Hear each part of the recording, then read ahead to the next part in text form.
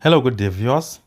In this tutorial, we are going to find a solution to this exponential equation. And the equation is 2 to the power of 3x plus 1 minus 3 multiplied by 2 to the power of 2x plus 2 to the power of x plus 1 equal to 2 to the power of x. We're looking for the only real solutions. All right, let's get started. According to one of the laws of indices, we can split this into 2 to the power of 3x multiplied by 2 to the power of 1. So this is 2 to the power of 3x multiplied by 2 to the power of 1, which is still 2, right? So we can write 2 before 2 to the power of 3x. So this is 2 multiplied by 2 to the power of 3x minus 3 multiplied by 2 to the power of 2x. Again, we can split this as 2 to the power of x multiplied by 2 to the power of 1, which is the same thing as 2 multiplied by 2 to the power of x, and this is equal to 2 to the power of x. So a substitution here. So we can make a nice substitution here by letting 2 to the power of x to be equal to some certain variables. Let's use p for that. Let 2 to the power of x be equal to p. So we have 2p to the third power from here minus 3p to the second power plus 2p equal to p, right? So now let us bring p to the left hand side. We have 2p to the third power minus 3p to the second power plus 2p minus p equal to 0.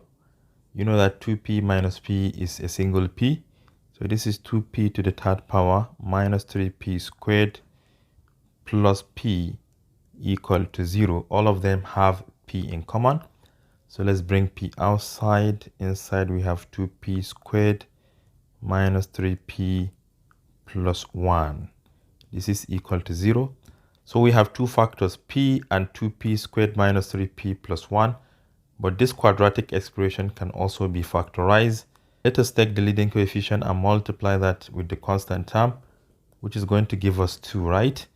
Then we think of two numbers which when we multiply them together, we get positive 2, but when we add them together, we get the coefficient of the middle term, which is negative 3.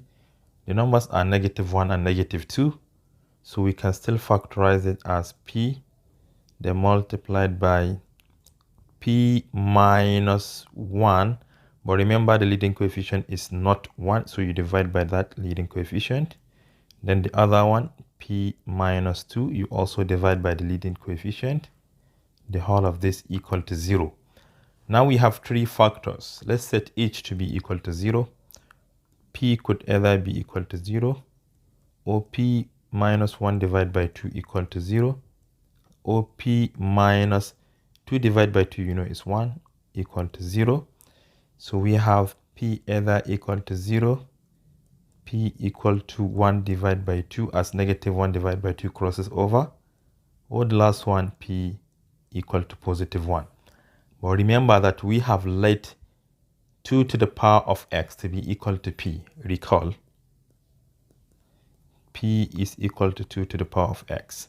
So we are going to substitute all of this. We have 2 to the power of x equal to 0, or 2 to the power of x equal to 1 divided by 2, which we can write as what? 2 to the negative 1, or the last one, 2 to the power of x equal to 1, and 1 is the same thing as 2 to the power of 0, right? So you should know that there is no way 2 to the power of x will be equal to 0, so we are going to discard this solution. Then coming to the second one, since the bases are all the same, we equate their exponents. So x could either be equal to negative 1 or x equal to 0. And these are the valid solution to this exponential equation. Thank you for watching. Do share to your learning colleagues, and don't forget to subscribe to my YouTube channel for more exciting videos. Bye-bye.